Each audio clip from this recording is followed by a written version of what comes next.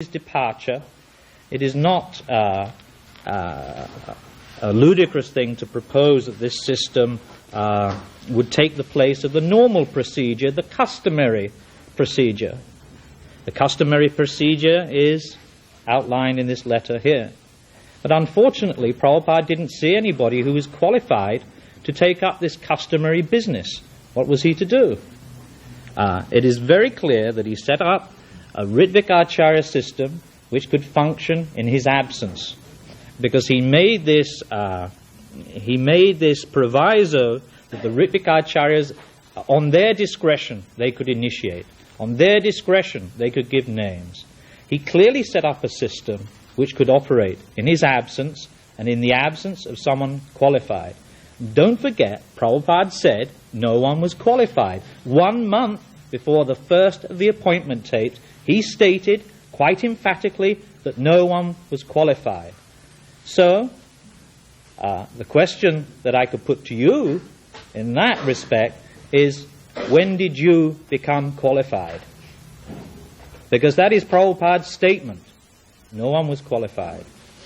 So perhaps we could have an answer to that question. First of all, I want to address this issue of the idea of talking about a posthumous Ritvik system, or we're not allowed to mention the fact that Prabhupada departed or disappeared, that it's somehow rather an offense and a contradiction. I simply wish that Karnamrita Prabhu or these other people would settle this issue by writing Prabhupada a letter and letting us know what he says when he answers back, if he's living and present in the same way he was at all times. There has been a change. There has been a change, and there is a felt absence of Srila Prabhupada. When the Acharya departs, chaos comes. Things like that do happen, as we all well know. And that's what this whole discussion is about. It's about the fact that Srila Prabhupada has departed. He's not here in the same way that he was before. He says the Guru is available. Well, yes, the Guru is available. The question is, how is he available? I say that he's available according to the normal way of disciplic succession that was laid down by Srila Prabhupada. I say that there's no indication, in my mind, that Srila Prabhupada made himself available in another way through a system of posthumous Ritviks. This is the way Srila Prabhupada is available. By the way, gurus have always been available through the Parampara system. Now, that's my answer to that. Srila Prabhupada, I might answer parenthetically just to get off the subject a little bit, did not quite emphatically say that no one was fit. He said, H-M-M-M, period. In the point of Tamal Krishna. Tamal Krishna says, Prabhupada, I think none of us is fit. Prabhupada says, And then he goes on to say that you have to be trained. Now, I don't think that Srila Prabhupada gave any ringing endorsement to anybody. Obviously, if we want to get into this, I can give you a little bit of my judgment about what happened. My judgment about what happened, and this is not something I'm certain about, but it's just to me a reasonable understanding of what went on, is that Srila Prabhupada could understand that even among his best men, and I think we should understand that the 11 Ritvik Gurus were pretty much his best men. That means all of us were worse. That after 12 years of doing what he has done, these were his best men. And that, so among them, he appointed 11 of them to be Ritvik Gurus. Now, he knew very well where they were at. The spiritual master knows his disciples very well. If I can just repeat one incident that happened, for example, with Kirtanananda Swami, according to Bhakti Charu Swami, this is the last exchange that happened between Kirtanananda and Srila Prabhupada. That Prabhupada's sister, we call Pishima, came to cook for him. And Kirtanananda was his secretary, his servant at the time, didn't want her to cook for him, thought it'd be bad for Srila Prabhupada, got in a series of arguments with Srila Prabhupada over it. And when she finally brought some prasadam and she cooked for Srila Prabhupada, Kirtanananda tried to take it away. And Prabhupada became furious. Bhakti True Swami was in the room and said to Kirtanananda, "Don't ever think that you know more than the spiritual master." Kirtanananda turned around, left the room, packed his bags, and left Vrindavan. That was his last exchange with Srila Prabhupada. Don't you think that you ever know more than the spiritual master? So, Prabhupada obviously understood what was going on. Why? But my reasonable understanding is, I think it's a reasonable understanding, that when it came to actually, because he said, "I shall select some of you," this is the selection that never was, "I shall select some of you," that what he did was he both selected and didn't select. Very cleverly, obliquely, at an arm's length, he appointed 11 Ritvik gurus. And also said, you cannot become guru unless you are qualified. Now this to me, this was a nod. These are my best people. This was a nod in their direction. It was an oblique way of answering the question as who will initiate after your departure. That's what Srila Prabhupada did. I have more to say about that, but I'll stop now. May I have an extension? May I have an extension, Srila?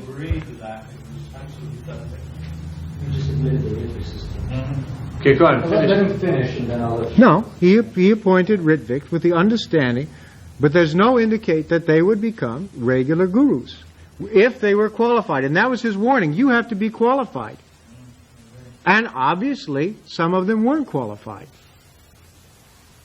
That's obvious from our history, that some of them weren't qualified. And Prabhupada knew it, and he didn't want to associate with, there's no ringing endorsement that these 11 are my chosen, heirs or disciples. These are the people I have complete confidence in. Prabhupada didn't do that. So that's what I believe that happened when Prabhupada appointed these 11 Ritviks. He did, in a way, give a nod, an indication. These are my best people. And what happened afterwards is not just a reflection on the nasty people or how fallen they were. It's a reflection on the state of the collective spiritual advancement of the Krishna consciousness movement at the time of Srila Prabhupada's departure. That's what we're suffering from. And I think from a lot of this suffering, people have made more advancement. That is, because that's how you make advancement, apparently, is by suffering like hell. And a lot of people have suffered. And some people, at any rate, have made more advancement. But that's the reason what's happened. Anyway, that's all I wanted to say. I'll just say one thing. You issued a ringing challenge. When did you become fit to initiate? I'm unfit to initiate, but I disagree with your system anyway. What was the last part? Could you repeat that? I'm unfit to initiate, but I disagree with the posthumous Ritvik system anyway. Okay, go ahead with a I want to reply. make a quick comment about the question. Prabhupada accepted everyone that the temple president wrote to him and advised. He accepted that. And he said at the discretion of the Ritvik, he would accept him. And by following Prabhupada's orders, as he told Tamal Krishna in a letter, then the initiator is with him. And so that's how Prabhupada would accept them, if they follow his instructions in his books. Mm-hmm. And that's all I wanted to say. It's clear and simple. Okay. To Rupa Vilas. You state that a devotee becomes a bona fide spiritual master when he gets a direct order from Krishna in a dream or some revelation. When did Srila Prabhupada indicate that this was the way he wanted his disciplic succession to continue? It seems that this type of revelation or dream order is not practical. Why do you propose this as Prabhupada's system? So of course, the basis of this is on my order, you become guru. So if it's not by, how are you suggesting that this should be, how does a devotee know when he's received the order? I think this is from Vedic Village Review, isn't it? There's something in there about this? Well, we did quote something. Actually, in 1976 in New York, there was a conversation with Srila Prabhupada about this very topic. And he explained that the bona fide spiritual master, this Krishna, speaks to him directly. He told the reporter that whatever he wanted to know, that Krishna would tell him. So Rameshwar Swami tried to explain that no, actually, Yesham, what is that? Dadami Buddha Yogam Tam, that Krishna supplied intelligence, and in this way he was directly interacting with the devotee. And Prabhupada said, no, not like that. He said, I don't remember the exact words, but something like directly. And then recently in the 7th canto I read another description where Prabhupada talks there about how a devotee is always being dictated to from within the heart by Krishna what he is to do. So when one comes to this stage where Krishna begins to direct him personally, then we say at that point he becomes qualified. And in that state, many metaphysical things that are presently perhaps beyond our ken may and do take place. For instance, we know that in the history of our predecessor acharyas, Bhakti Siddhanta Saraswati Thakur, the entire disciplic succession, the Panchatattva, all appeared to him and directed him in his preaching activities. That Srila Prabhupada was repeatedly, Bhakti Siddhanta Saraswati Thakur did repeatedly appear to him in dreams, that Krishna personally appeared to him in the Jaladuta to give him encouragement. There are many such, Ramanujacharya, in the histories of the lives of the various acharyas, there are many, many, many such examples, and this is documented in the books of Srila Prabhupada also. Now where is that particular? For instance, in a letter that Srila Prabhupada wrote to Janardhan, which is often quoted, there is also this very interesting statement about Ban Maharaj. He says, so that is a great history. It is not possible to say everything in this letter. But for the present, be satisfied with these words, and later we shall talk more and more. On the whole, you may know that he is not a liberated person, and therefore he cannot initiate any person to Krishna consciousness. It requires special spiritual benediction from higher authorities. So that is another confirming statement. So far, the only one of Srila Prabhupada's prominent disciples that is testified to having received dictation from Srila Prabhupada in a dream is Kirtanananda Swami. My question is, how the rest of us are going to know, how we're going to validate the dream of the next Acharya.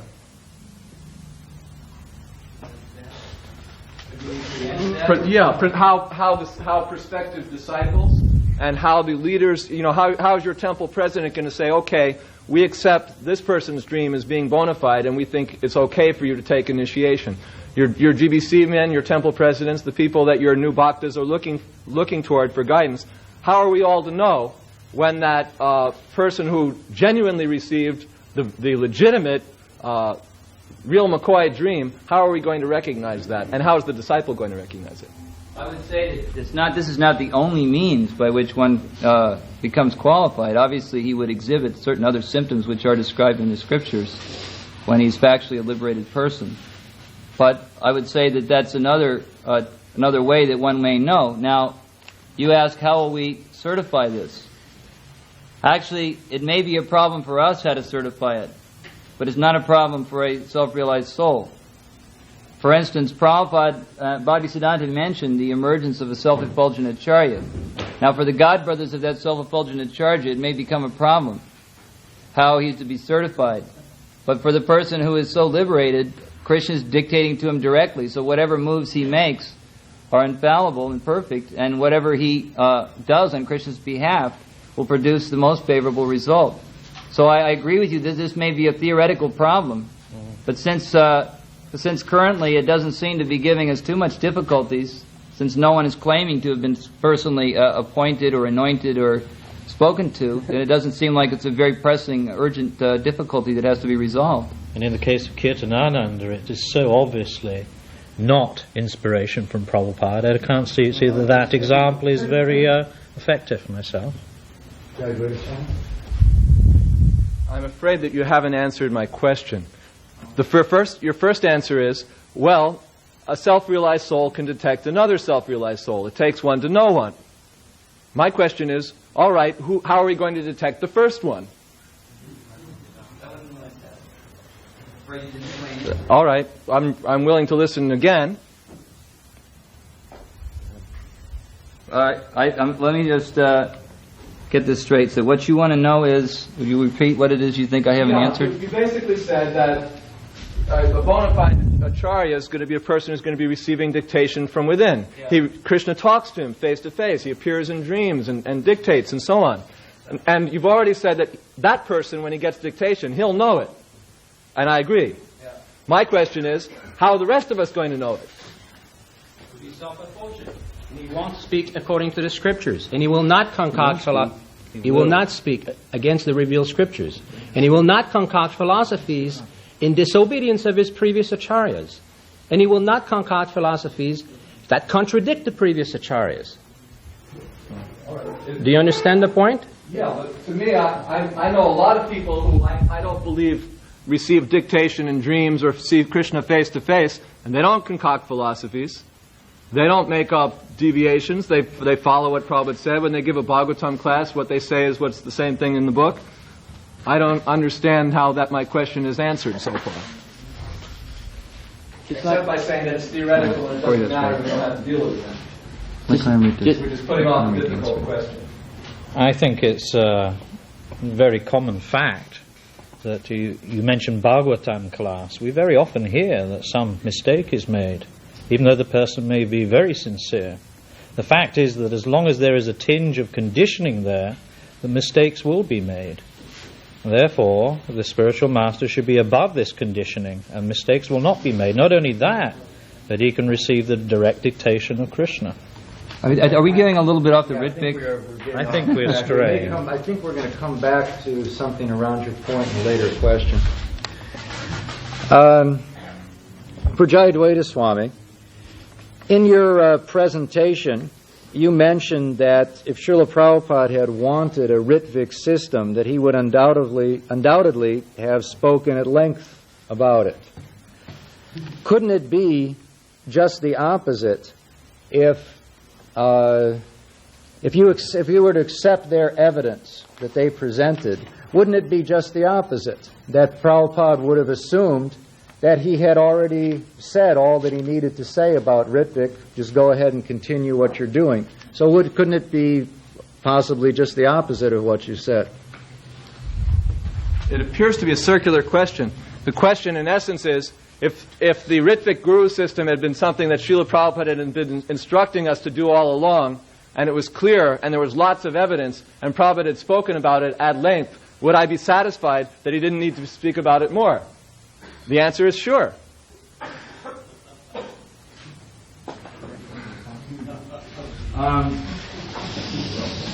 The scriptural principle is initiation, that one must be initiated. Now that is discussed at quite some length in the scriptures, in Srila Prabhupada's books. Now the specific details of how that initiation is to be done, that can be adjusted by the Acharya. I think that is, you would not dispute that. And we see that he did make some rather radical and unusual adjustments to spread a worldwide preaching method with the way that he instituted this Ritvik system while he was present. Do you disagree with that? Yeah. This is my first point. I just want to know if you could test that he did make some... That represented a radical I'm saying it was quite an unusual system that he created with this Ritvik system, which was not traditional while he was on the planet. I don't acknowledge that. Oh, you don't? All right, well then, maybe I can proceed. Anyway, whether you acknowledge it or not, it appears to us that we have made a good case for the fact that he did establish an unusual system for initiation, which was not the traditional Gaudiya Vaishnava system of initiation in our Sampradaya. Now, that was done while he was on the planet. Now, when Srila Prabhupada made out his will, he mentions in one of the first sentences that this system of management, now I'm stressing this word management because the scriptural principle has to do with initiation. The specific means by which it's executed is more or less a detail of management. So he says here, this system of management will continue as it is now, and there is no need of any change. So the system, the practical system which he had set up in regards to initiation was the Ritwik system. And here he says that this system of management will continue as it is now, and there is no need of any change. Now it would appear that what happened after Srila Prabhupada's departure was a significant change from what he had established.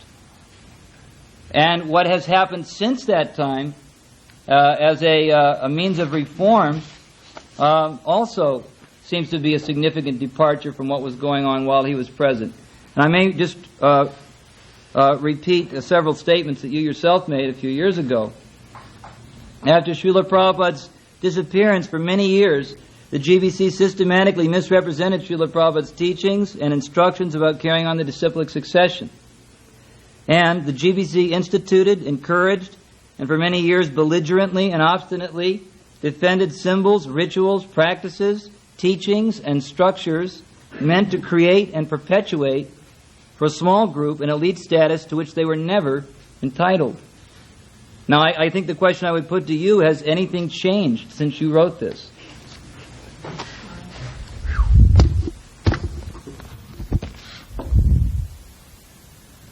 The answer is yes. That I stand by what I said. The GBC represented to us, falsely I believe, that Srila Prabhupada had appointed 11 pure devotees who were to be the spiritual masters for the whole society, that they were the spiritual masters of their disciples, that they were essentially the spiritual masters of their godbrothers, that each of them was supposed to be the spiritual master for the people in a geographical zone of the world, that the business of that we could only get Prabhupada's mercy through those godbrothers, and a host of other ideas which are so thoroughly discredited that they're no longer even spoken about, practically speaking, in today's ISKCON. So the answer to, do I feel that the circumstances I spoke about then have changed, is yes.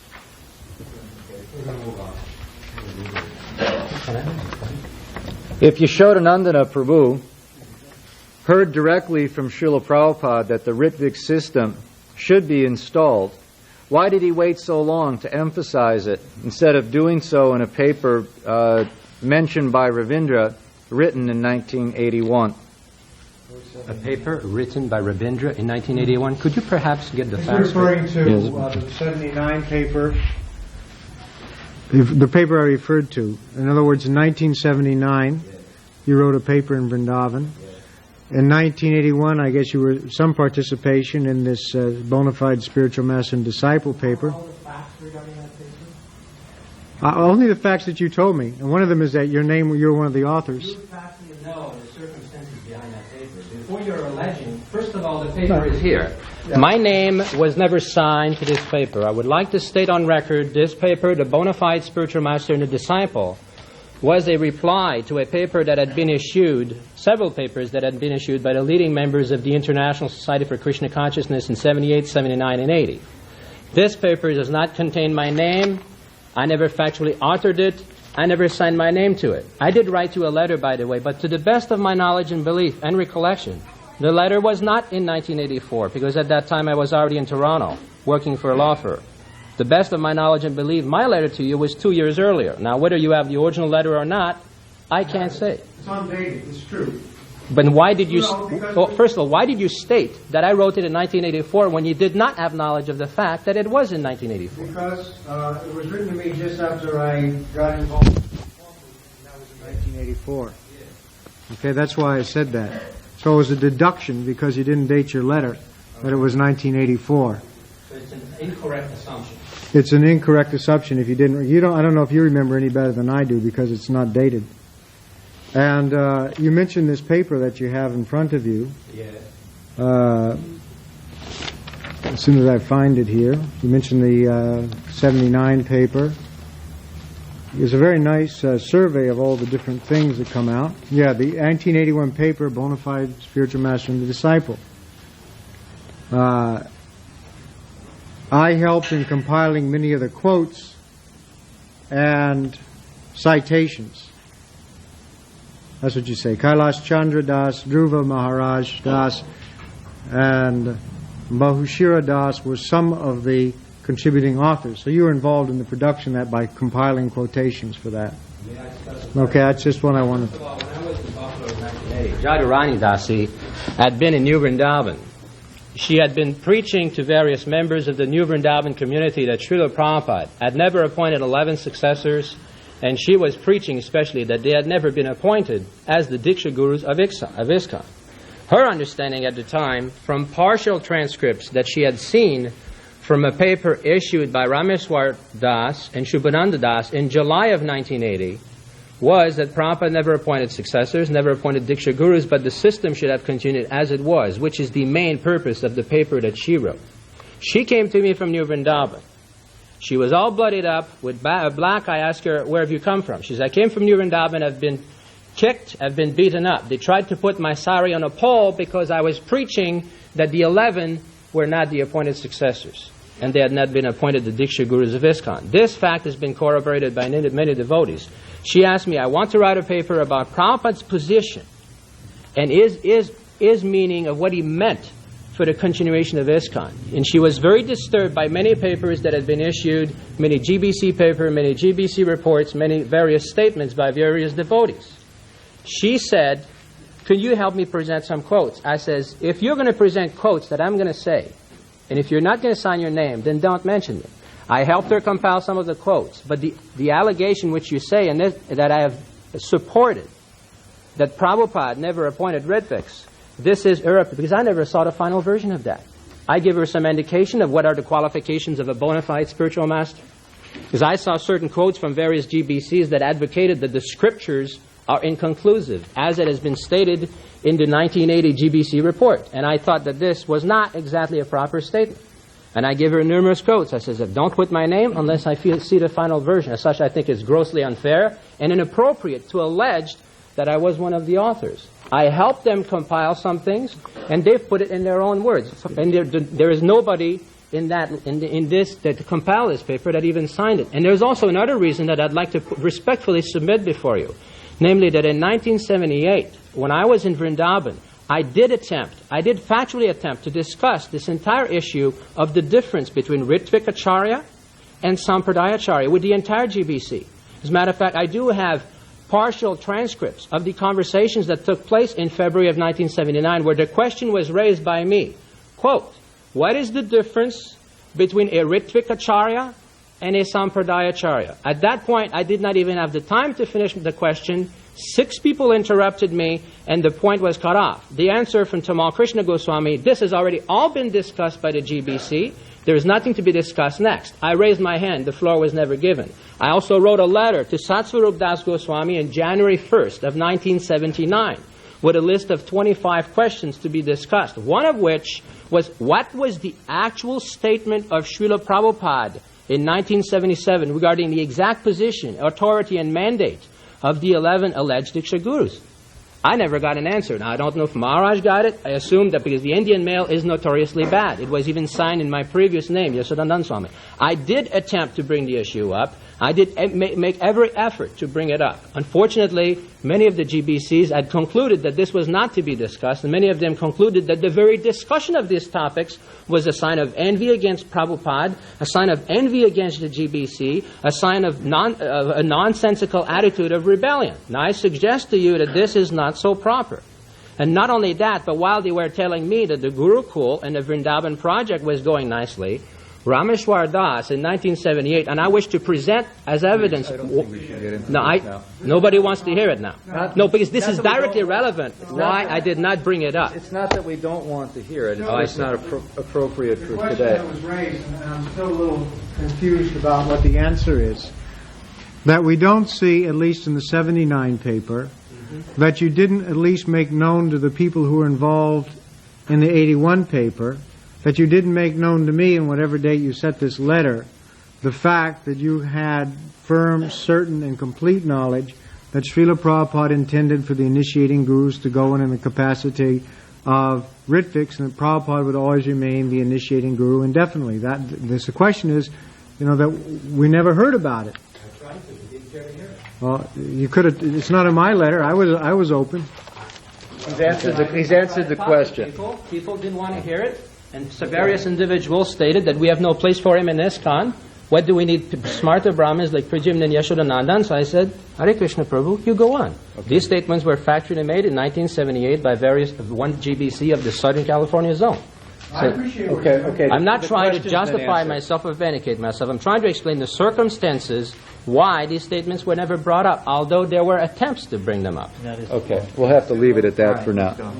The full details can be probably brought up in due course of time. Getting away from the thrust of the argument here, I think it's a place for a personal expression of sympathy for the kind of experiences that Yashodananda and Prabhu had to go through. It's just a shame that important devotees that Prabhupada wanted to entrust great responsibilities to, and that he loved and wanted them to do service in Krishna consciousness, that they got treated so badly.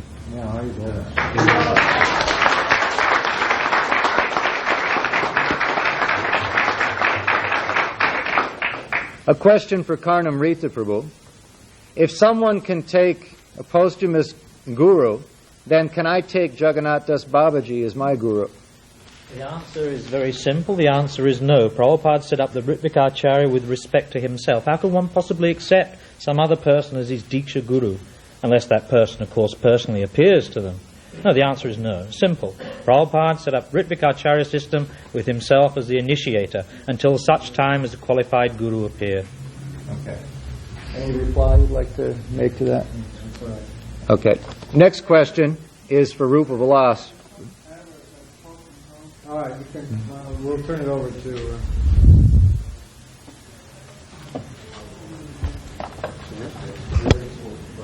That in 1970, when we were in India, first sent there by Prabhupada, I was alone with the Chutananda.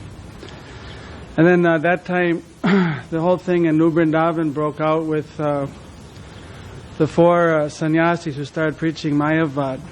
Then at that time, when Prabhupada arrived into Calcutta, after all the receptions and everything, then he called Achyutananda in his room. I was thinking to myself, why is he calling? Maybe he'll give him sannyas or something, because he heard how everybody got sannyas in L.A. But I heard Prabhupada raising his voice and speaking very loudly to Achyutananda. I knew, well, it sounds like he's getting scolded for something. Must be something else.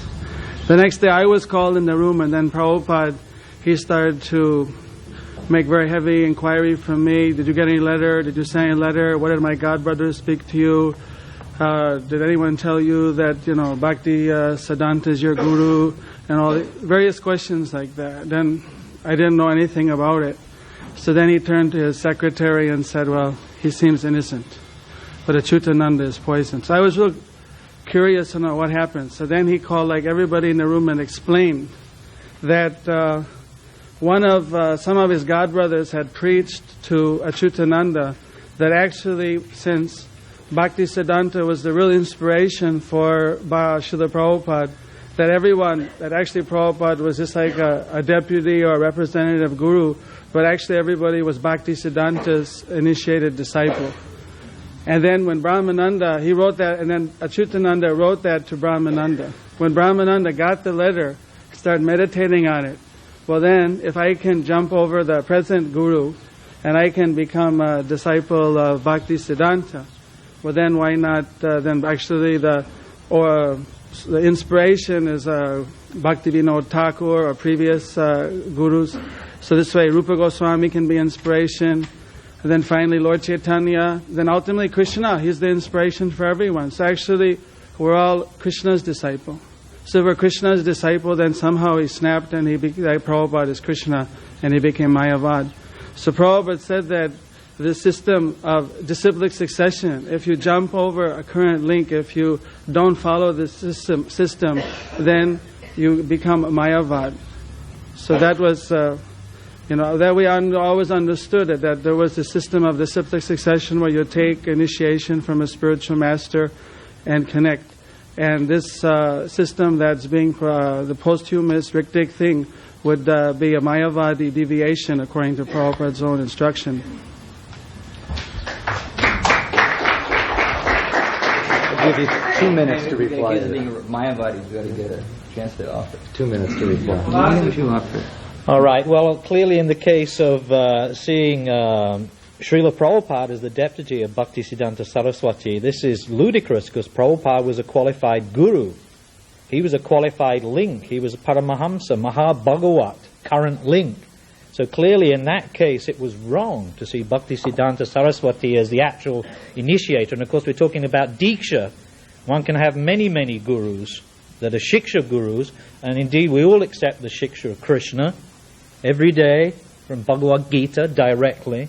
So in that sense we are the Shiksha disciples of Krishna. But in terms of Diksha, it was wrong in the case of Prabhupada. However, if there is not a qualified current link to jump over, what is the question of jumping over? Next question. I just have 3 more questions here, but I think they're all important and should be dealt with. To Rupa Vilas Prabhu, why are you totally ignoring the evidences brought forward in Veera Bahu Prabhu's book regarding qualifications for the bona fide guru, that he doesn't have to be an Uttama Adhikari? I hope I'm not totally ignoring them. I have made somewhat of a study of Veera Bahu's book, as a matter of fact, because it is a much read and discussed book in our society. I do find, however, that his book has some limitations in this respect, that upon researching it quite thoroughly, I find that there is an enormous amount of evidence cited from letters and room conversations, and very frankly, very little substantial evidence cited from Srila Prabhupada's books. Now, in resolving matters of Siddhanta, conclusions of the Parampara, we must go to the law books. Now, Srila Prabhupada's books are our law books for the next 10,000 years, and I think everyone will agree to this. So if one wants to resolve the issue of the qualifications of the spiritual master, I think that we can consider all evidence. But when we go to the law books themselves, we find that the overwhelming preponderance of evidence is that the guru must be a liberated person, and we will only find a very small handful of quotes that can even suggest anything otherwise. And I'm preparing an article which may turn into a book right now to substantiate this. I have included a sampling of those quotations in this paper, which I encourage everyone to look at, which comes strictly either from almost entirely, with the exception of 1 or 2 letters, from Srila Prabhupada's books. And I am prepared to present hundreds of references from his books which indicate that the spiritual master must be a self-realized person. And I challenge anyone who thinks that they can prove the contrary from Srila Prabhupada's books to do so. I don't think it can be done. Yeah. In the Middle Ages, there was a book called Sikh et Non, which had quotations from scripture and authorities on both sides of different issues. Sikh et Non means yes and no, and you can obviously see why such a book was compiled, that one group of people would present a case and they'd quote the authorities, and another group would come along and they'd have their quotes. And so then one group would have their quotes and another group would have their quotes. So this was compiled like this, put them all together, which is probably what should be done if we want to make a thorough study of the issue. I suggest the title should be Iti Neti Cha, and we can have all the quotes for us to look at side by side, and we'll see. And then you have to get down, like whether some rule he borrows from the civil law courts, preponderance of the evidence, maybe it's beyond a reasonable doubt. Maybe that's the one. How do we know whether it's civil or criminal standards of evidence? There may be all different kinds of reasons for saying, because, for example, let me just give one case. There's only one verse. There's only one verse that Gaudiya Vaishnavism rests on. Ete chamsa kalapum sam Krishnas tu Bhagavan swayam. The preponderance of the evidence is against it. But that one verse, we hang everything on one verse. And why is that? It's not just preponderance of the evidence. The real thing is that Jiva Goswami says that this statement applies because it's a Mahavakya. And there are a whole list of rules of what constitutes a Mahavakya, and he says why this particular statement is a Mahavakya. So there's reasons given and evidence. So it means that we have to become a little bit scholarly and a little bit sober. But the first thing we have to do before we even get into it is at least understand what Prabhupada's instructions were on this matter, and go back to the real topic and see whether or not, in fact, Prabhupada authorized this posthumous Ritvik system. That is a question of not philosophy or scriptural interpretation or hermeneutics. It's a question of what is Prabhupada's order that he gave. It's a question of the evidence, and that still has to be resolved. Then we can go into this. As I said, I'm willing to do this for a long, long time, but it's not really relevant. It's only relevant by a logical fallacy, that of setting up a false alternative. Okay. Now, I would think that a lot of people would have made complaints in the past about how ISKCON instituted the Guru system after Srila Prabhupada's departure. And I think one of the major complaints is that it was institutionalized.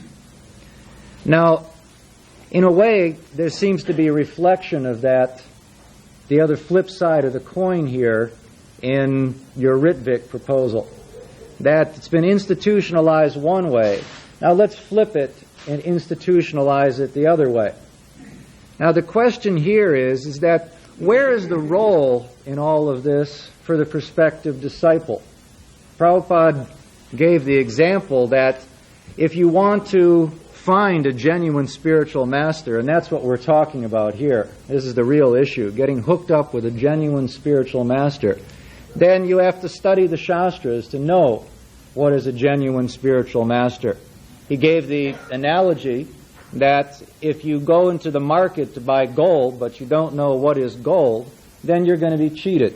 So it's the responsibility of the prospective disciple to know what is a bona fide guru.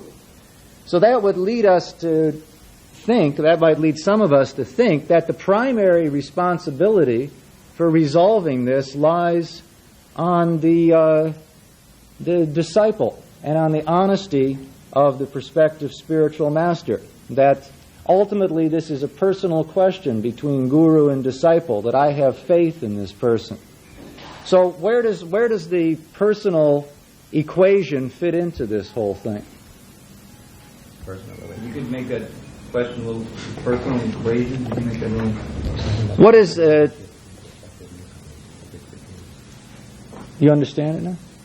I just like you could rephrase the last part. Shall we continue with an institutionalized system that, are we going to say absolutely that these 11 are gurus, or are we going to say absolutely that now they're not gurus and that everybody has to take from a Ritvik? Where's the role of the disciple in genuinely evaluating the prospective guru? I have one quick comment about that. Prabhupada also said that the GBC could elect and remove the Ritviks as they were qualified. So it tells right there. I mean, I heard this in my own ears. Everybody might not believe it. Tapes were made and tapes are not available, so it is hard to prove it. But the fact that Prabhupada did say it, I swear to my life that he said it, to say that it's a Mayavadi statement, or this is just taken out of context with another example, it's just not true. Prabhupada did say this. And I'll defer to Rupa Vilas here for this answer. The question is who talking about a personal equation. Is the GBC to decide, or is the prospective disciple to decide? It's still not a very clear question. If this system were to be established, Prabhupada would be the initiator until such time as a qualified guru appeared. When everybody would agree. Not necessarily everybody. Well, what if I anyway. want Let him finish. So the relationship is between the disciple and Prabhupada. Just as everybody actually has a relationship with Prabhupada, Everybody attends Guru Puja. They worship Prabhupada, offer obeisances to him, sing his praise. They accept his instruction through books, tapes, and so forth. So I'm not exactly sure what you mean by personal. I hope you don't mean physical. Let me clarify the question. If we were to institutionalize this Ritvik system as you proposed it, what happens if I, as a prospective disciple, decide that I want to take initiation from this person as my sole and whole guru, as my representative of the Sampradaya?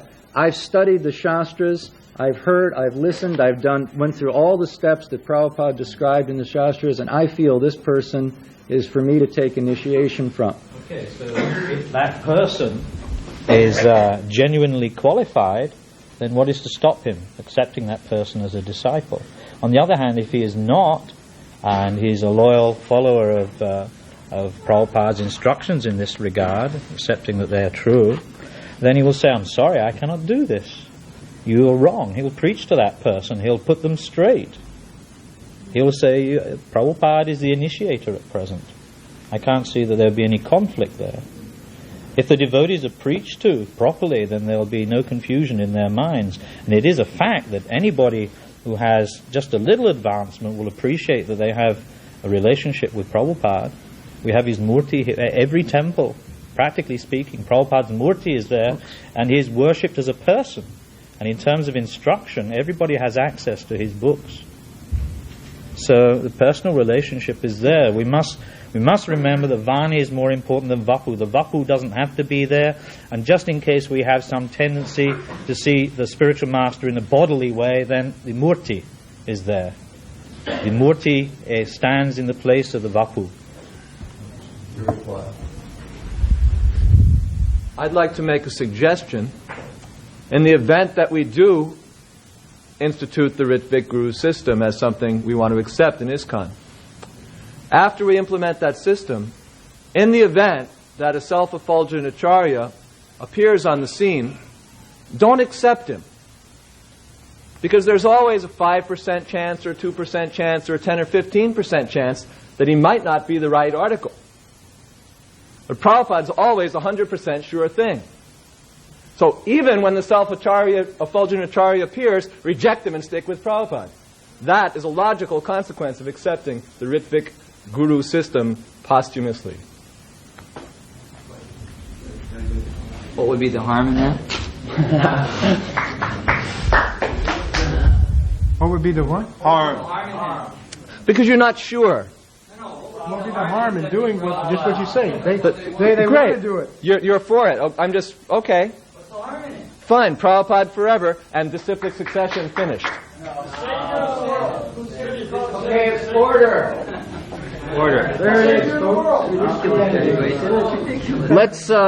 Let's put this question then. If we were to do this, what you just suggested, if this had been in place, if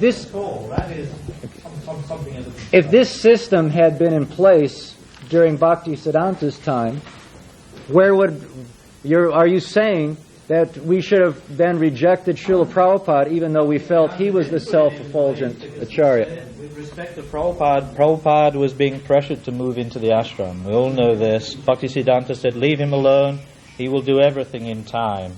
Therefore, what was the question? He said the self-effulgent acharya will appear. This is really an academic question. Because what happened, we know. Self-effulgent acharya appeared as Bhaktisiddhanta Saraswati said that he would, and everything was resolved. Now what we are saying is that Srila Prabhupada, not seeing any self-effulgent acharya, and also seeing the history of the Gaudiya Math's demise practically, put in a system which could carry us with no significant change, as he stated in his will, a system which could carry us until such time as a qualified person did appear. And if Krishna wants it to make it obvious to all of us, when that self-effulgent acharya appears, surely he will. He'll do as he wills. Or acharyas. Or acharyas. Maybe there'll be many. And it is an academic question because we're not confronted with that difficulty. Already. Maybe he's here already. But to be on the safe side, we want to follow Prabhupada's instruction in this respect, and we are convinced that he wanted the Ritvik Acharya system. Okay. Do you feel need to make a further reply? Yeah, I think so. I think one of the things to bring up is what we're doing here, if we follow this posthumous Ritvic system, is repeating the mistakes of the past. It came up in the 5th century in the Roman Catholic Church with the Donatists, the group in Africa. Yeah, because I'm saying that you've now changed Vaishnavism into Christianity. That's what I'm saying you're doing with this Ritvic Acharya system. Because Prabhupada becomes just like Jesus Christ in Christianity, and what happened in the Catholic Church is the question came, are the sacraments valid if the priest has fallen? If the priest has fallen, is the sacraments valid? And the Church decided yes, because really the holiness comes from Jesus Christ alone and the sacraments He instituted, and that the holiness of the Church consists in those things and not in the holiness or the sanctity of the priests or even the laity. So what this means is that now you're going to have one Acharya, and officially, by doing Ritvic, he'll accept everyone as his disciple. I guess he's responsible for it. The initiation is still valid or even efficacious, even if the Ritvic falls down or turns out to have been fallen at the time he did the ceremony. And so that's what you've done. You've simply put an end to Krishna consciousness as has been practiced for thousands and thousands of years, and turned it into the same thing as the Roman Catholic Church, some abstract, official, institutional machinery of grace filled with sinful people. This is the consequence of this concoction, and that's why it was never put into force by Srila Prabhupada.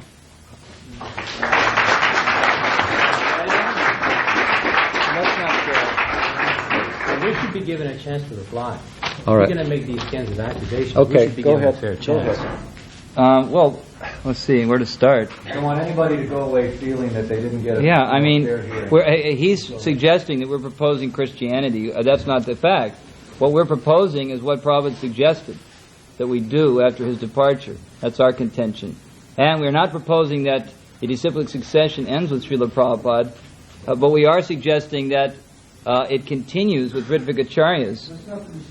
For the time it is being. because they are, It is. for the time being, they are Acharyas, they are gurus of a sort, of a particular sort, that it will continue in this way until such time as a legitimate, bona fide, self-realized Acharya does appear on the scene. Now that is hardly tantamount to Christianity. We're not proposing Christianity. And anyway, besides that, Prabhupada didn't actually fault Christianity on that basis. He faulted Christianity on this basis, that the people don't follow the teachings of Lord Jesus Christ.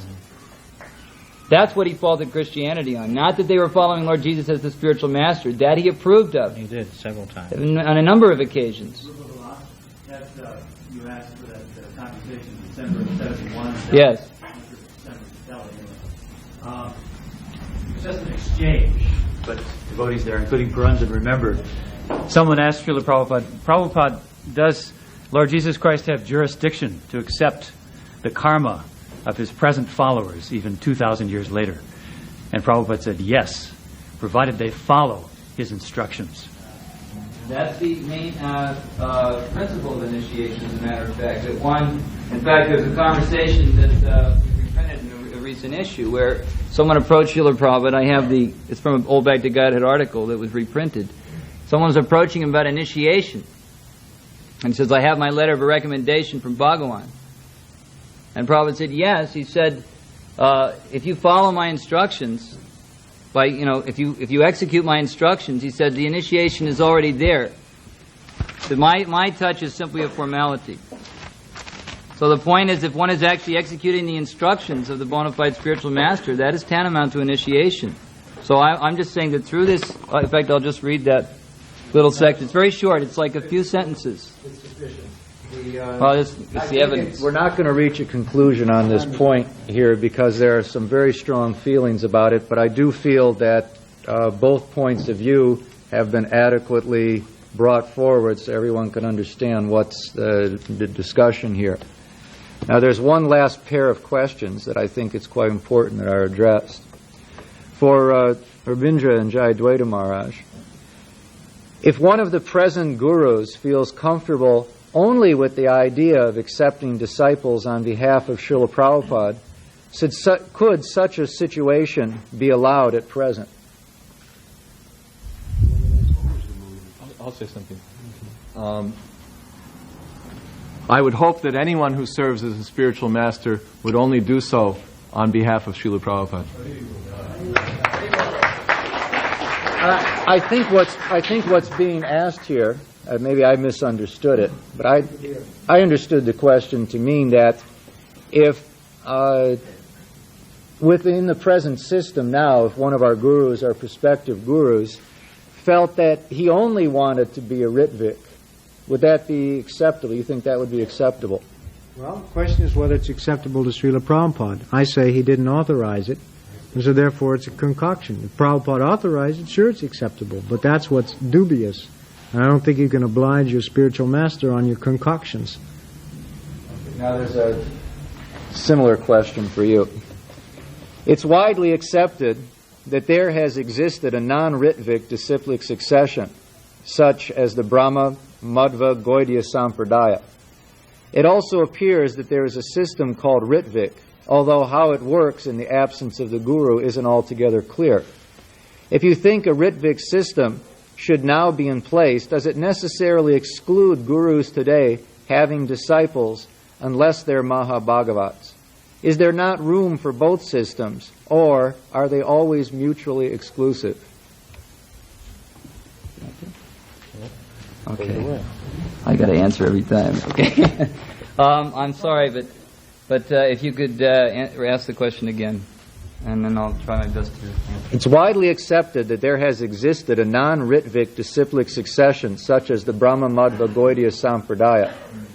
It also appears that there is a system called Ritvik, although how it works in the absence of the guru isn't altogether clear.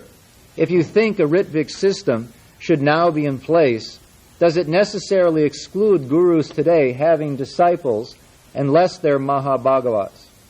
Is there not room for both systems, or are they always mutually exclusive?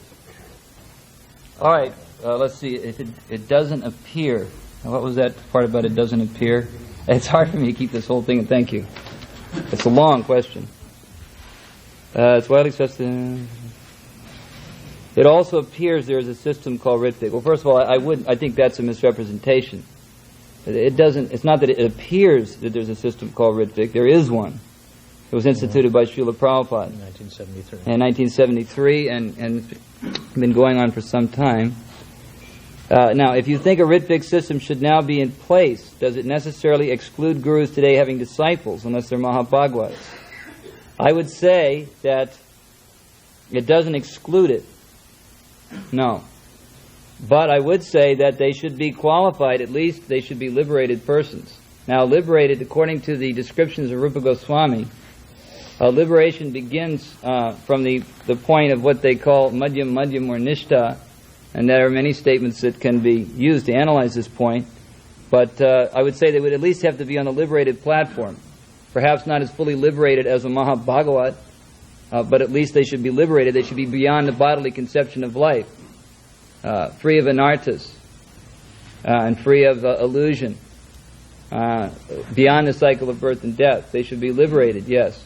So if there is such a person, I don't see that there should be any bar for them to initiate disciples. Now, the last part of it, is there not room for both systems, or are they always mutually exclusive? I would say that that there is room for both systems,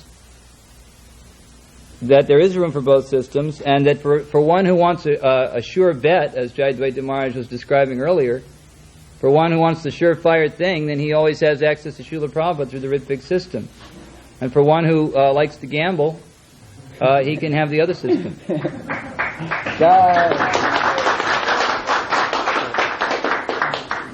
So that's going to conclude the question and answer portion of the discussion.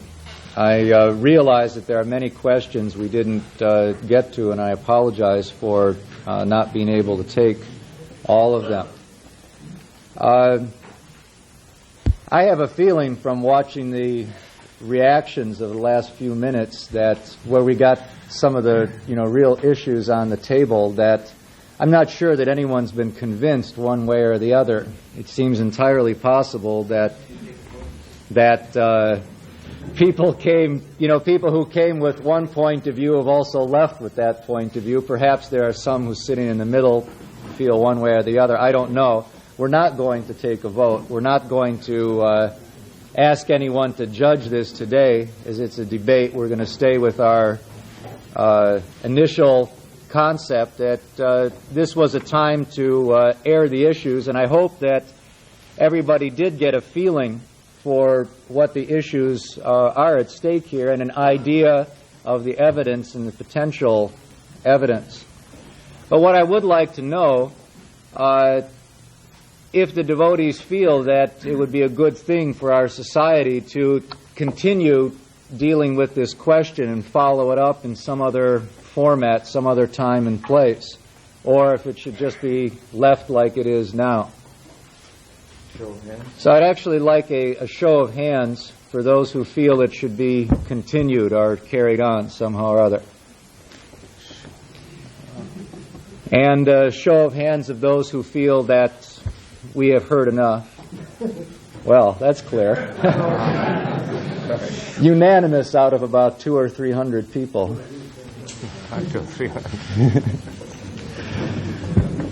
So the last thing on our agenda here is I would like to entertain specific proposals as to how this process could be continued. So if anybody has a proposal, I'd like you to raise your hand. If there's anyone interested in seconding it, please go ahead. We'll take a little discussion and we'll go on. Okay. Guru Prasad Maharaj.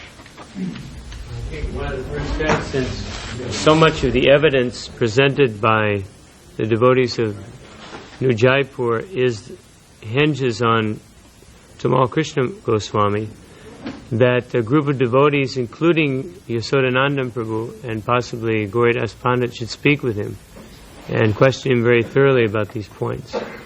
So we should, since so much of their evidence hinges on statements or conversations with Tamal Krishna Goswami, that some group of devotees should question him and address him, and that should be made as a formal presentation. What we need here is proposals to how this should be followed up. I think probably most of us would assume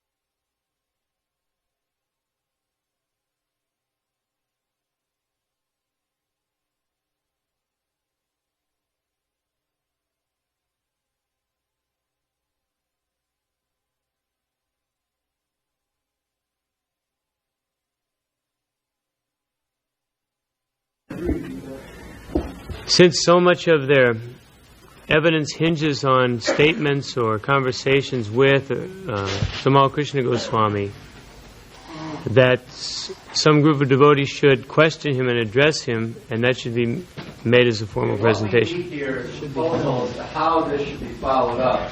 I think probably most of us would assume that in the following up, that kind of investigation would need to be done. But what we need to do here is come up with some kind of forum for doing that. That group of devotees that you mentioned, that's, I think, what needs to be addressed here. Is the next major meeting of Vaishnava? I have a point of discussion. No, the letter from Paul Krishna. So your proposal is that we just continue at the next meeting. At my. Could I just make a point of discussion here that you're saying he's not allowed to propose at this point that some investigation or questioning procedure take place? Well, I think that's obvious that it could take place. What we need here is the forum and the mechanism for doing that. I still don't understand what that means. I mean, who's going to do it? How? When? So you want him to propose that? Well, I'll take another proposal. Okay. His proposal was that it be continued at Mayapur. I want to hear a variety of proposals, and then somehow or other we'll try and sift between them. Note them down, and we'll take a straw vote who favors, which kind of approach. Go ahead. It's an unapproval. We have a proposal that we've prepared in advance. You want me to read it? Please. That the GBC set up an independent Brahminical committee with unrestricted powers of investigation and examination of witnesses to investigate A, the proper qualification for one to become a regular guru, the results of such investigation to be endorsed by the GBC and widely published, and B, that Tamal Krishna Maharaj's possible role in a cover-up of Srila Prabhupada's instructions with respect to the Ritvik Acharya system, with recommendations for possible corrections being acted upon by the GBC. So you're recommending that the GBC at Mayapur appoint a committee to do this? Or you're suggesting that the North American GBC take it up? That this meeting would resolve to recommend to the GBC at Mayapur that this committee be established. Okay, you have it noted down? Okay. Now could I make a point of discussion? No. I'm going to ask still for other proposals, other general approaches to this. Trivikram Maharaj, you wanted to say something? Somebody else? Yes, please. Since there's a quorum of GBC representatives and temple presidents here, I'm asking that we can maybe establish an interim period for the acceptance as a part of ISKCON. Not necessarily you have to send some official letter, but just if we could maybe have a show of hands where those that are practicing the Ritvik system presently are not to be considered as not part of ISKCON anymore, because it's very difficult for our consciousness to think, especially when we look at our checkbook at the end of the year and see so many checks that have said ISKCON, and we are termed as not ISKCON because we are practicing the Ritvik system. Because as an absolute show of hands, everyone sees that there's, beyond a shadow of doubt, very much doubt about this system. So in the interim period, from now until Mayapur, whenever a full decision comes down, those devotees who are practicing the Ritvik system, i.e. the Prabhupada Sankirtan Center and New Jaipur, are not considered not part of ISKCON. I just wanted to raise my hand to wanting to have this point discussed does not mean that I have any doubt about the system. That's all I want to say. I second that. I second that. I was a little unclear about what that vote was. Whether it meant that we felt that the question of whether or not the Ritvik system was instituted by Srila Prabhupada was sufficiently discussed, or whether the larger questions surrounding initiation had been sufficiently discussed. The question was as to whether, let me put it this way, I prefaced this whole discussion by saying that this was the first step that we were taking in resolving the current controversy over the Guru system in ISKCON.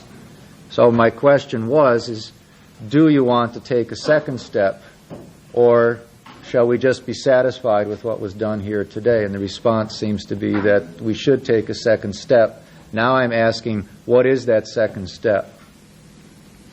I got a point of information on his suggestion. Isn't there another consideration about before New Jaipur is considered part of ISKCON, something about Robin George case and all that? We're not going to discuss that. It's not on the agenda. No, but he brought up a proposition or a proposal that New Jaipur and New York Sankirtan be accepted as ISKCON because they get so many checks that... You're just taking proposals, not debating proposals, right? Can I clarify the point? No. I think it's quite clear now. Please. Are there any other proposals about what the second step should be? Mataji? Well, it's part of what y'all could do is reestablish the Vaishnava Journal, if it's at all possible. So there is another publication that's more or less not associated with the Vedic Village and not associated necessarily with the GBC. ISKCON World Review can't do it. BTG really can't do it. We need to have the Vaishnava Journal or something like that as part of this to communicate. All right. Actually, somebody told me yesterday that there was going to be a reason. Who said that? Somebody told me that yesterday. Then he stopped. Pardon? Bira Krishna Swami. It's in the works. Okay. Other proposals? Rupa Vilas. Does the GBC permit a parallel Ritvik system whereby GBC authorized gurus may elect to initiate either as Srila Prabhupada's Ritviks or on their own initiative according to their conscience? This is listed under secondary objectives. We're not really addressing the point that I've asked to be addressed here as to what is the second step. It's, as you say, it's a secondary objective. We can get back to that. So far, we really just have two proposals. One is that this be handed over to the GBC at Mayapur, and the other, Nityananda's proposal, that the GBC establish an investigative committee to try to resolve the question. Well, that can be a place for discussion, but it's not a mechanism to bring it to a final conclusion. It could be a step. I'd like to second the motion to approach this again at the Mayapur Festival in a similar format and an open meeting, and from this time here till we get to the festival, both sides, for lack of a better term, will have a time to prepare some more evidence and documents that would be required to substantiate their stance. Okay, so you're suggesting that instead of sending it to the GBC and asking them for an investigative committee, that in Mayapur we continue this kind of open discussion? I think the environment there would be much better, and the purified ether environment of Mayapur I think would be a more suitable stage for this to take place. Another proposal? Proposal that this meeting be followed up at the Mayapur meeting, but an investigative committee be formed immediately, headed by Rupa Vilas and any member in this council that would like to be on the panel, to immediately start investigation on, because everything can go so slow. By the time you get to Mayapur and form a committee, then it'll be next year before anything happens. Meanwhile, so many people, it's affecting the movement. We need immediate action. And that a committee of anybody that wants to join now, along with Rupa Vilas, to An investigative commission to answer the questions. To try and sift through the evidence and evaluate it and ask some of the questions that you proposed. Okay. All right. So that proposal is that it should be taken up in Mayapur, but the investigative committee should be instituted immediately, I suppose, then on the authority of the North American GBC. Any other major proposals? One is, it was an idea that was brought up already, that there could actually be a vote right here and now that no one is so-called ostracized until this issue is solved, so that no one is actually ostracized from ISKCON. This vote could even be made today, just in the mood of cooperation. We'll take that up secondarily. Okay.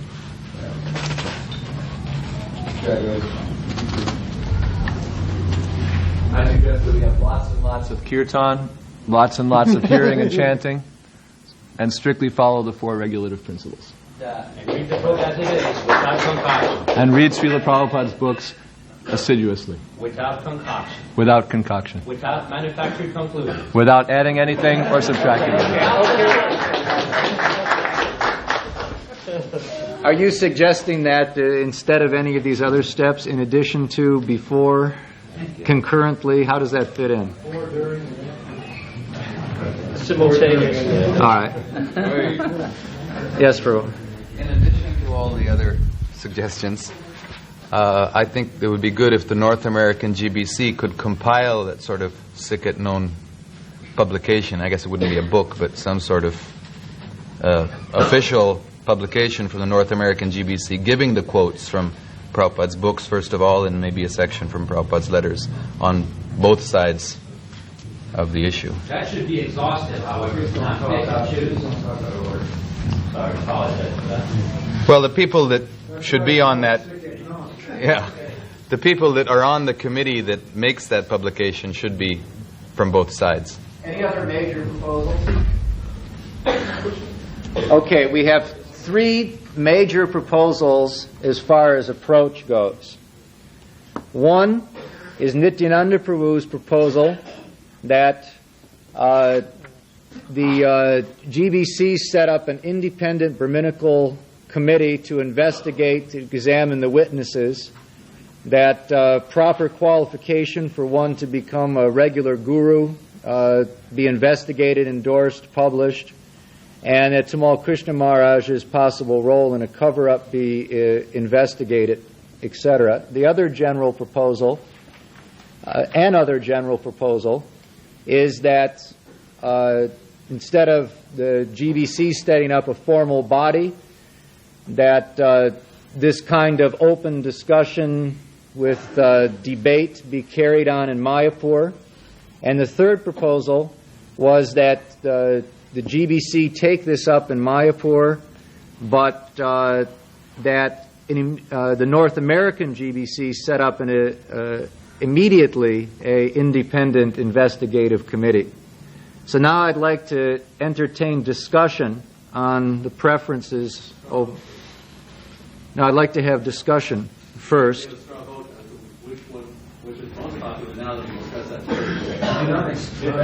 I would just like people to speak in favor of whichever those 3 proposals they tend to approve. Balabhaja. I think Nityananda Prabhu's proposal is somewhat all-inclusive, so I would be in favor of that proposal. Nityananda Prabhu's. Nityananda Prabhu's proposal.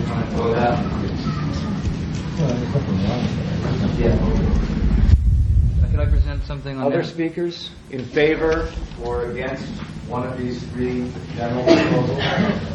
I would like to speak in favor of the proposal. I just would like to present this letter from Tamal Krishna Maharaj to me when I wrote to him about this issue, about revealing more about what he knew. And he responded like this. I'm reading the part of the letter that's relevant. He says, I am sorry to note that you assume that I have not been 100% honest in this matter. I can assure you that whatever is to be said about this matter already came to light years ago. I'm sorry if it does not make sense to you. And he concluded, I do not wish that this letter or any other of my personal correspondence be published in your magazine. Now, the reason I'm reading it is because it has relevance to this particular motion, and the letter that I wrote to him in response was immediately funneled to Ravindra Sarup Prabhu. I do not feel it is the proper or nor authorized forum for such discussions. If the governing body commission wishes to consider this matter further, I shall be happy to reply to all their inquiries, and if the matter is in fact discussed, I shall urge them to invite your participation. So I would just like to say that I'm very eager that this openness of Tamal Krishna Maharaj be embraced, and that we proceed with this investigation as has been proposed by Nityananda Prabhu. And I would like to be a part of that committee if possible. Other speakers? Mention, as you begin, mention which I just want to follow up on his point that means that it has to be authorized by the GBC before you're going to get a cooperation from Tamal Krishna Goswami. That's all. I just want to make that clear. That's what he's saying. Jayapataka Maharaj, please mention which of the three approaches you favor before you begin to give your comments. Well, what I wanted to comment was on the point about bringing the thing before a committee to a research committee. That already the GBC has a research committee on Guru and such matters. So this body could request the executive officers to refer the matter to that committee. If they want to add, if you want to recommend that anybody else be added to that, it's not a committee, but it's a what they call a group of researchers. If they want this committee to recommend that someone else be added for this topic as an additional researcher, and that would be one way you could deal with it, since it seems to be a concern to have something done. Other comments? What these three proposals are. Okay. The first proposal is Nityananda Prabhu's proposal. That I will read it. That the GBC set up an independent Brahminical committee with unrestricted powers of investigation and examination of witnesses to investigate A, the proper qualification for one to become, quote, regular guru, end quote. The results of such investigation to be endorsed by the GBC and widely published. B, Tamal Krishna Maharaj's possible role in a cover-up of Srila Prabhupada's instruction with respect to the Ritvik Acharya system, with recommendations for possible correction being acted upon by the GBC. From here on in, we'll refer to that as Nityananda Prabhu's proposal. Secondly, we had a proposal from Guru Prasad Swami, which I think was somewhat modified, to recommend that this process be continued in Mayapur. Open discussion, some kind of meeting in the same vein as what we have here. If you don't mind, Marge, can we refer to that as your proposal? Thank you. And lastly was Gauridas Pandit Prabhu's proposal, which is, could you clarify what you wanted the GBC to do? To authorize an investigative committee immediately headed up by Rupa Vilas and anybody else that wanted to be in that committee to do the investigation prior to the Mayapur meeting. What did you want done in Mayapur? Well, the facts of the investigative committee presented to the GBC, and then, like Nityananda said, action taken according to their discretion. Everybody understand that last one, that the North American GBC immediately authorize the kind of investigative committee that Nityananda proposed, and that the results of their work be presented to the GBC in Mayapur for further action. Is that more or less correct? Okay, so in your comments, please refer to which one you're speaking in favor of or opposing. I want to speak in favor of the first two and against the third, because I think the third will be included in the first two if you do it right. As Jayapataka Swami already said, there is a research committee. I think that I've talked to Bhakti Charu Swami about it, and Badri's here, so that's the three members of the executive committee that we can put Rupa Vilas Prabhu and Karnamrita on that Guru research group right away. It's a committee, not a committee. It's a research group. Yeah, that's right. It is. It's a research group. And they can immediately be put on that, and then we can ask the GBC to proceed as requested here. I understand you to mean you're wanting to amend Nityananda's proposal to take advantage of the already existing group? Yeah, same proposal that already existing group, and then we ask this group with additional people to go ahead and do what he likes. Second of all, as far as the investigation, I think it's not wise to limit it to Tamal Krishna Goswami. I don't know if we are stuck with the single assassin theory. Maybe there was a conspiracy. So in fact, I think it would be more proper not to mention any personal names and just say investigate any possible cover-up or whatever else you'd say, you know. Because I think, It's insulting. it's insulting. I think it's meant to be insulting, but I don't think we need to continue in that vein. Let me ask a question. Well, what was? Hold on a second. Yeah, that's right. Meant to be insulting. Yes, the second one I think is fine, that anyone that may have some information or may have some role in this could be included in an investigation. But I think the first point is should be an independent Brahminical committee to get a fair look at the problems involved. What does that mean? Okay, what we'll do, since he doesn't accept the amendment, if we...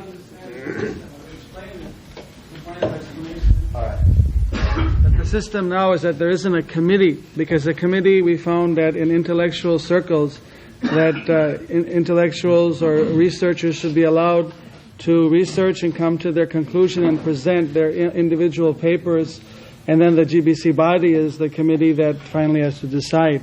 So we have a group. Each researcher on the group, if you're authorized as a researcher of the group, then you present all your research matters, and sometimes the group gets together or not. That's to be decided later. But every researcher, practically every Pandit in ISKCON, you all know the list, I think, is on that research group, and they'll all be asked to research all the paradigms of or the topics to be researched, and they'll all research and write their paper. What's the name of that group? I think it's called the Guru Research Committee. Research Group. I hear a fundamental difference here, because the way you're describing the group is that they're going to more or less take evidence that's there on paper and evaluate it as pundits and then give their written recommendations to the GBC. What Nityananda Prabhu has proposed, is that an independent Brahminical committee which works together as a body to investigate. The committee that you've described, everybody essentially is working on their own, and then results are being merged. That group would have to feed into the independent investigating committee or whatever. That's what you'd have to do. Oh, what we'll do is that after we sort through these three proposals, if Nityananda Prabhu's proposal is generally favored, we'll talk about amendments at that point and possible modifications and refinements. Bhakti Rupa Prabhu. I just object to the word independent being used in this proposal, because the implication is that this has to be doing something independent of the GBC. Right. That's the implication. I think that's very, very wrong for what we should be endorsing here. It can be a committee. If he wants a committee, that's fine. But it's not independent. It reports to the GBC, and it accepts the GBC as its final arbiter of the decision. I think that's pretty much implied here in the role of the GBC. It says the results of such investigation to be endorsed by the GBC and widely published. I suspect you've misunderstood independent. What did you mean by independent? You want to clarify that? That new, fresh. Yeah. Yes, new, fresh. Brahmins, Brahminical type devotees that are not particularly known to be particularly aligned with the either side. Okay. So I think that's a... Bhakti Rupa, are you satisfied with that explanation of what independent means? Well, there has to be some people from both sides of the controversy, otherwise how will it be resolved? It's got to be fair. What does the meaning of independent? A Brahminical Research Committee. That's right. If you want a Brahminical implies independent, right? Not all. All right, raise your hands if you want to be recognized. Prabhu? I support the first of Nityananda and also the GBC meeting in Mayapur. I'd like to propose an amendment to Nityananda's way there, that the Brahminical group be used to research, spot check for some of the new devotees in the next generation, following the guru system that we already have right now, to see if they're healthy in Krishna consciousness, that being proof of the new guru system, the new generation of gurus, as to whether they're healthy or not. So I'd like to propose it. Actually, I was just raising my hand on behalf of Rasaraj, who thought you wouldn't call on him. So, no, you got it. It worked. What can I say? No. The reason I spoke to him was first to ask his advice. Both of us raised their hand to put a proposal in, and you didn't see us. So is there room for a proposal? That's the question. Support one proposal. Huh? You still want to make that proposal? Right. We both put our hands up 3 times. You didn't see us. Okay. The proposal is that perhaps an attempt can be set in motion to collect through a well-designed questionnaire the ideas of so many grand disciples who are in the movement since Prabhupada left, who joined and who are continuing in the movement even though some of their initiating gurus may have left. What is their impressions? Would those ideas be relevant to this issue? Who are you recommending to do that? No, That's the main question that we're addressing here is who and when. No, a thoughtful questionnaire has to be first designed, circulated among senior Vaishnavas, and the format arranged, and then it should be circulated among the grand disciples, and the information taken, tabulated, and presented. I think this is a suggestion as how a potential committee could act. Yes, wasn't that the agenda for the proposals? Okay, other comments? Yeah, I kind of object to the suggestions of Badarayani Prabhu and Rasaraj Prabhu, because the question in hand right now is not the health of the grand disciples. Some of them will be healthy, some of them won't. The question in hand is, what did Prabhupada say? Not what's going on now, or not how many grand disciples are healthy, how many not. The question is, what did Prabhupada say? What did he institute before he left? We should first solve that question before any other. What did Prabhupada institute? And everything that we do from now on should focus on that one point until that one point is settled, and then we can look at the grand disciples and we can look at who's qualified and who's not qualified.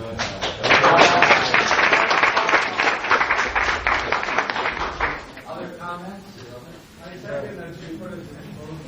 That's more relevant than what Nityananda is saying. Krishna. I'm seconding what he said to put that as a proposal. Because Nityananda is talking about regular guru. I didn't understand till he read it the second time. The research the regular guru is bypassing the whole point that he's bringing up, which is the real issue. That's the purpose behind the proposal, not a proposal in itself. Well, that should be the point. I'm not clear with. What I'm trying to say is that making the research committee, the Nityananda, that it should be amended to include the research on the topic that he said, rather than what Nityananda said. In other words, the topic that we discussed today should be the topic. What Prabhupada said. Not what is the propagation regular. Do you have any problem with that? That's the real The thing is, it does appear that they go hand in hand to some extent. Because I would think so. On the one hand, we're going to talk about Ritviks, and on the other hand, we're going to, we're also talking about qualified gurus. Whether someone's a Ritvik or whether they're a qualified guru, these topics are bound up together. Yeah. I feel. Well, not in your mind. No, it's a question of what Prabhupada said. Determine what Prabhupada said and whether it was distorted by Tamal Krishna or other parties. That's the question, right? Well, we've got to get the facts before we That's what we're talking about. Talking about somebody getting the facts. That's right. That's what I've been saying all along. I don't think so. All the facts out from May 14th till the 2nd of November. All Okay. the facts. Like in a discovery process in a court of So law. we're understanding Nityananda's proposal to be amended to include the main point of today's discussion, which is what did Prabhupada want as the core of the research. And the other matters are secondary. Okay, other comments? Yeah. I'm wondering whether we've set a precedent today for the future with this open forum we have for devotees being present at the GBC meetings. And I'd like to motion that people who can conduct themselves as everyone has conducted themselves here today, that all devotees be allowed in to the GBC meetings. You'll have to refer that to Ravindra for this afternoon's meeting because it's not Okay. part of our discussion right now. Other comments on the proposal? Some topics are sensitive. That's not fair. Some topics you gentlemen are discussing. No, we're not even discussing here. They're not relevant to everybody. I mean, some legal matters should only be known by the officers of the society. Yeah, that's another. Okay. You can take that up if you want this afternoon. I got enough problems here this morning. Okay, no one else has raised their hand for comments. Or, is it? Okay, Mark. Yeah, because since Rupert Vilas has somewhat objected to my proposal, no, you wanted to, not really objected. My idea that the issue of who's qualified and who's not qualified should be solved secondarily. Because if we take up at the same time the issue of what did Prabhupada say, and then the issue of what have they done, it turns into a question of what should Prabhupada have said, and that is not our question. That Prabhupada must have said this because these people are not qualified, then the discussion is what must Prabhupada have said, or what should Prabhupada have said because these people are not qualified, or whatever. The question... Which one of those proposals you think is the best approach? Would you like this to be a straw vote among GBC and Temple presidents? I'm going to ask, after we get a feeling, I'm going to ask for the feeling of everybody here present, because they were invited, and then I'm going to ask for an actual vote by the GBC and Temple presidents. You think that's all right? Sure. Okay. Just got to say what it is, that's all. Can we only vote for one? You can only vote for one, that's correct. But they're not contradictory. The first two are dealing with two different issues. Can't we vote for both of them? Why not? Is there a quorum here? That I have no idea. Do you have a good wording on that first one? We're just trying to get a straw vote. I'm going to try and say what it is, and then we'll try and get some wording. The Morgan's point is right. They're not exclusive. All right. No, they're not exclusive. All right, you can vote for two if you like. Do we want a committee now or not? Do we want to... If not now, later. Let's take it. All right. So Bhakti-Rupa is proposing that we first of all vote on whether or not we feel that there should be an investigative committee appointed immediately by the North American GBC, or option 2 is not. Thank you. Thank you for helping your poor befuddled chairman. All right, so everybody in favor of immediately forming an investigative committee, please raise your hand. All opposed to that? Well, that's clear. That North American GBC is supposed to deal with North American issues. There seems to be a much broader issue that really falls under the jurisdiction of the local. To make a recommendation. Well, if you make a recommendation, it's the whole GBC. Issues of concern for North American devotees. No. GBC and Temple presidents, you've seen the vote around the room. Rabindra, you want to deal with this now as chairman of the meeting? Does he have... I'm going to India tomorrow. No, what I mean is that can you ask the Temple presidents and GBC to vote? Yes, I can ask the Temple presidents and GBC to vote. The proposal before us is whether or not the GBC and the Temple presidents want to have a North American research group to... research investigation. Investigation? To deal with this issue. Yeah, there's two possible things that can be investigated. You could do a philosophical investigation, or you could do the evidence investigation. Okay, a philosophical investigation is an evidence investigation. Now, that's the proposal, that we, this group, vote to do it, and we get a group of people together and we set them to it. Yeah? I put an amendment earlier that we recommend to the executive committee to assign it to the worldwide body and include them on it.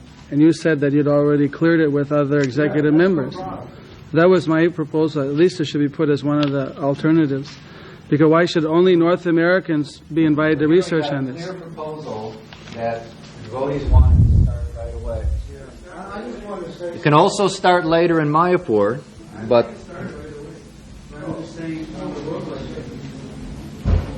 It seems to me that it's really going to involve an unnecessary duplication of effort, that all those people who are investigating are pretty much already investigating, and that whatever conclusions or things they've arrived at in their own freelance way will be seen by whatever group has got together with the GBC. I don't know exactly what's gained at this point by having some official North American GBC committee, because all it's going to do is feed it into the main committee, because it's not going to do anything independently of the rest of the GBC. Jagadish Maharaj? I found Umapati Maharaj's comments relevant. So we should divide the issue between the philosophical discussion of who's qualified and the issue of what did Prabhupada want.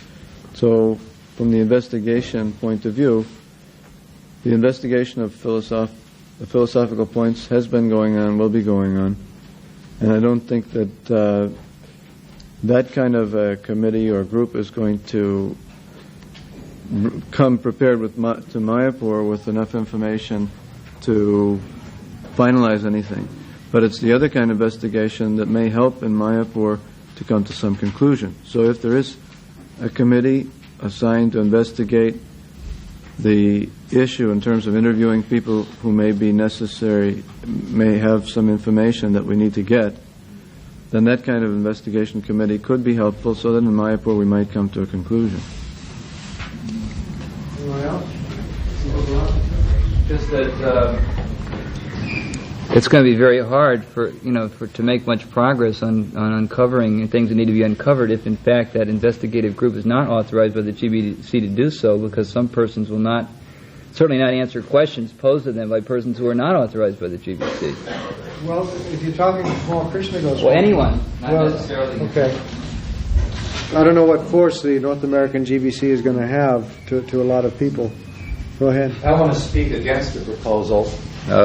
One, for that reason, I don't think that this body has really got the force needed to put behind the kind of investigation that's being requested here, and that it's going to have to come up in front of the international GBC anyway. And I really rather doubt what's going to be accomplished in the month before the devotees start to go. I think it's kind of a futile effort, and this is something that's going to take time and should be done properly. Therefore, I believe the investigation should be put off till Mayapur. Any other discussion? Yeah. I believe that the investigative committee would only add to the research of the other committee, and that I see that it can only do good for the GBC to get as much knowledge as possible from any side they could before they can make a reasonable decision. And I think that it's very important that action be taken immediately to present this information to the GBC instead of stalling out forever. We're going to have to face the music. Any more discussion? We agree with you. I'd just like to clarify the point I made earlier about requesting a continuing open forum. No, that's not really relevant to this particular one. Well, I mean, it's only in relation to this topic. You can talk, you can do it this afternoon. We can talk. Okay.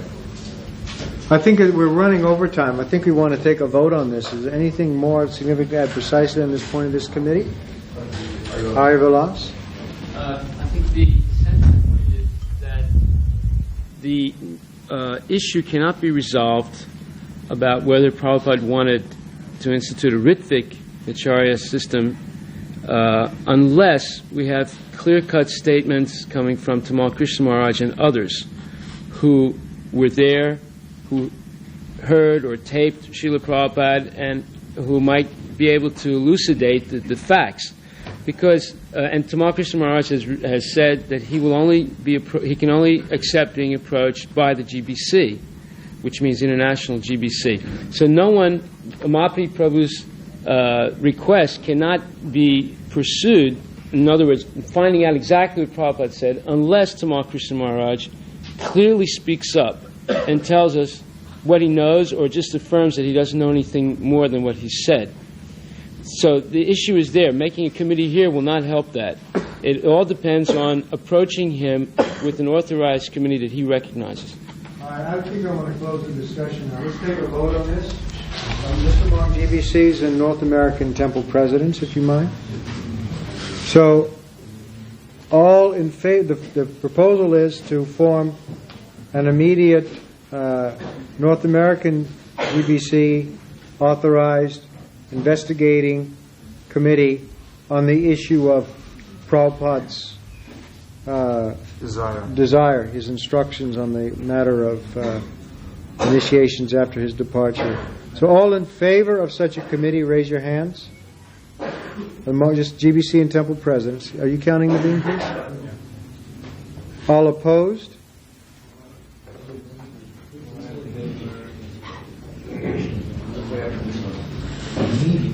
10 opposed. 1 in favor, 10 opposed. All abstain? Let's get the abstentions in there.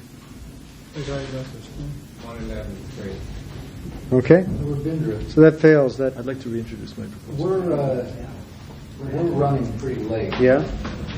And I would suggest at this point that we just take a straw vote amongst everybody present so the GBC and Temple presidents can consider As long it. as we say what it is, any kind of vote works. So, just to see whether they favor the Nityananda style proposal or the Guru Prasad style proposal, or both, and then I think GBC meeting should take it up this afternoon.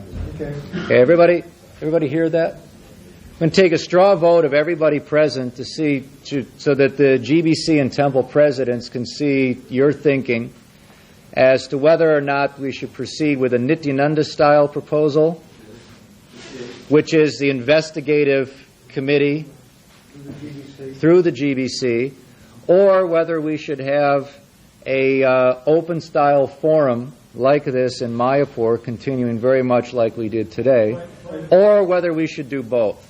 It's a straw vote. The actual decision is going to be made by the GBC and Temple presidents this afternoon.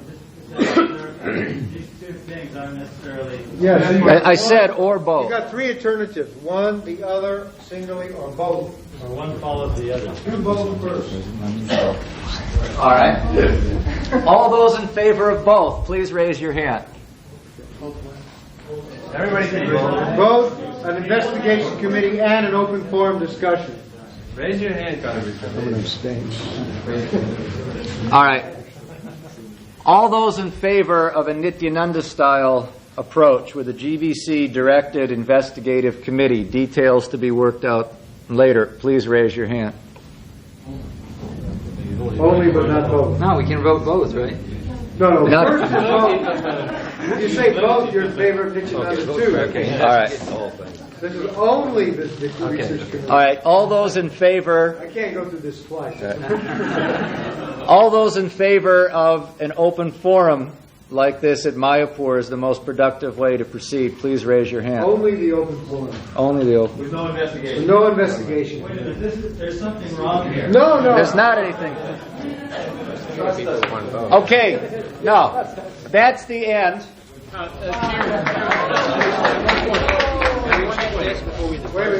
He wants his proposal. I want my proposal back in. I propose that those concerned with understanding these issues discussed today ever increasingly engage themselves in regularly hearing and chanting in the association of devotees, strictly following our regulative principles, and reading Srila Prabhupada's books. All in favor? All in favor of that, raise your hand. I second that, but I'd like to amend. Opposed? Abstain. Order. I'm sorry, it's over. We're way beyond time. You can discuss with the GBC chairman here what proposals and so forth to take up again afterwards. There are a number of announcements that people have requested to be made before lunch. Devine, could you please take care of either make the announcements or ask the people who presented them to make